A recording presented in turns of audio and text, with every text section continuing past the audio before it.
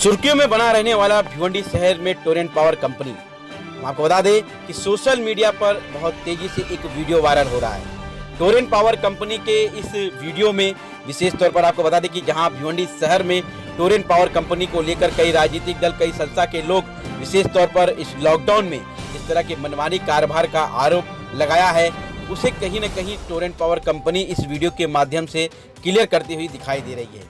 हम आपको बता दें कि इस वीडियो में टोरेंट पावर कंपनी का एक संबंधित अधिकारी है, जहां पर बिल इस बार बढ़कर क्यों आया, क्या कारण है, उसका पूरा क्लीन चिट देते हुए यानी कि खुलासा करते हुए टोरेंट पावर कंपनी का यह अधिकारी क्या कहता है, देखिए इस विशेष एपिसोड को। प्रदीप जी, आज के दौर में आपने देखा होगा कि लोगों में टोरेंट पावर का बिल ये एक चर्चा का विषय बना हुआ है। लोगों को लगता है कि बिल बहुत ज़्यादा दिए गए हैं। तो ये बिल किस तरीके से बनाए गए हैं या ये बिलों के पीछे क्या और कैसे गाइडलाइंस थे, आप ज़रा हमें बताएंगे? जी हाँ, इस महामारी के मद्देनज़र माननीय महाराष्ट्र विद्युत नियामक आयोग ने 26 मार्च 2020 को कुछ दिशा निर्देश जारी किए थे। ये दिशा निर्देश राज्य भर में सभी विद्युत आपूर्ति कंपनियों के लिए लागू होते हैं। इन दिशा निर्देशों के अनुसार कंपनियों को सिर्फ वे कार्य करने की अनुमति थी जो विद्युत का सप्लाई निरंतर रूप से बनाए रखने के लिए आवश्यक है। और इन्हीं दिशा निर्देशों के अनुसार कोविड-19 के इस दौर में बिलों का रीडिंग करना नामुमकिन था। तत्पश्चात 9 मई को पुनः हमें नए दिशा निर्देश प्राप्त हुए। इन दिशा निर्देशों के अनुसार ग्राहकों को उनके वास्तविक खपत के अनुसार बिल देना अनिवार्य है। अतः निर्देशों के अनुसार पुनः मीटर रीडिंग का कार्य शुरू किया गया। कोविड-19 के इस दौर में निर्देशों के अनुसार पिछले 3 महीनों का औसत लिया गया। ये 3 महीने जो थे वो दिसंबर, जनवरी और फरवरी थे।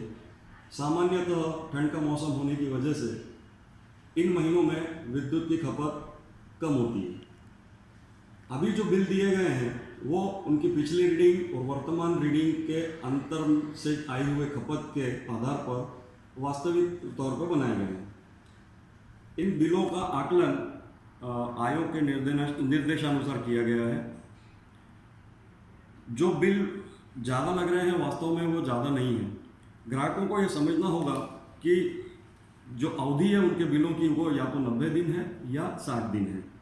बिलों के ऊपर इसे बिलिंग मोड के माध्यम से बताया गया है। आप देखेंगे यहाँ पे बिलिंग मोड में 90 लिखा हुआ है। जिन बिलों पर 90 लिखा है उसका मतलब है कि ये बिल 3 माह के लिए है। जहाँ 60 लिखा है उसका मतलब है कि ये 2 माह के लिए है। अब 3 माह यानी लॉकडाउन शुरू होने वाला माह मार्च, अप्रैल और मई। जहाँ 2 माह है उसका अर्थ है कि अप्रैल और मई। अब लॉकडाउन के इस पीरियड में चूँकि वर्क एट होम रहा है, लोग अपने घरों में ज़्यादा रहे हैं, तो निश्चित तौर पर उपकरणों की इस्तेमाल ज़्यादा हुआ है और इसी वजह से विद्युत खपत में बढ़ोतरी हुई है।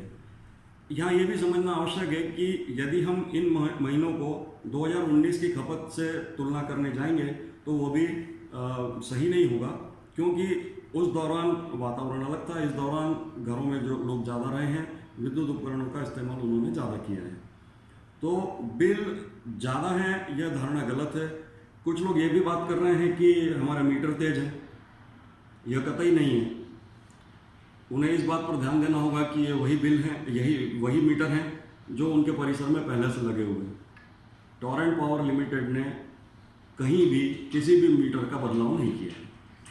सही है। तो प्रदीप जी, मैं अगर सही समझ रहा हूँ, आपका कहना ये है कि मार्च और अप्रैल के बिल जो है वो लोगों को पहले के 3 महीने के एवरेज से दिए गए थे, जो निर्देशानुसार थे।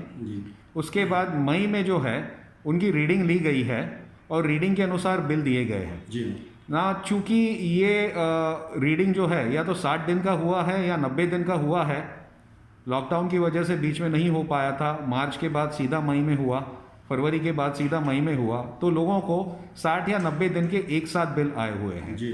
और इसमें ही जो बीच में आपने मार्च और अप्रैल या सिर्फ अप्रैल के एवरेज बिल बनाए थे उसका समायोजन किया गया है। जी हाँ, इसमें जो भुगतान हमारे उपभोक्ताओं ने किया है मार्च और अप्रैल के माह में, जो औसत बिलों के आधार पर था, उस भुगतान का इस 3 महीने के बिल में समायोजन किया गया है। साथ ही साथ जो भी बदलाव हुए हैं आयोग के निर्देशानुसार 1 अप्रैल 2020 से, उसका भी पूरा ध्यान रखा गया है और सारे नियमों को ध्यान में रखकर उसका फायदा भी उपभोक्ताओं को दिया गया है।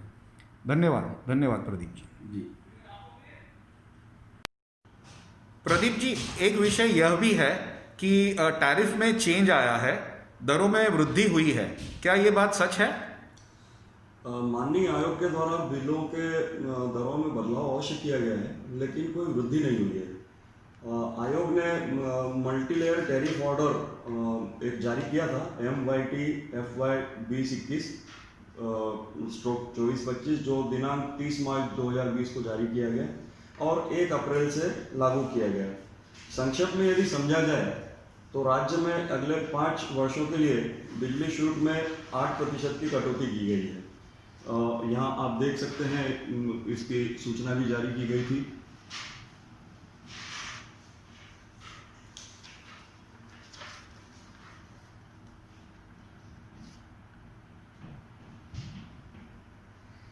ओके। तो यदि हम संक्षेप में समझें तो राज्य में 5 साल के लिए शुल्क में 8% की कटौती की घोषणा की गई है। आवासीय उपभोक्ताओं के लिए दरों में वास्तव में अगर देखा जाए तो लगभग 5% की कमी हुई है। साथ ही औद्योगिक और वाणिज्यिक क्षेत्र के हमारे जो उपभोक्ता हैं उनको बढ़ावा देने के लिए आयोग ने उनके टैरिफ में 10 से 15% तक की कमी की घोषणा की है।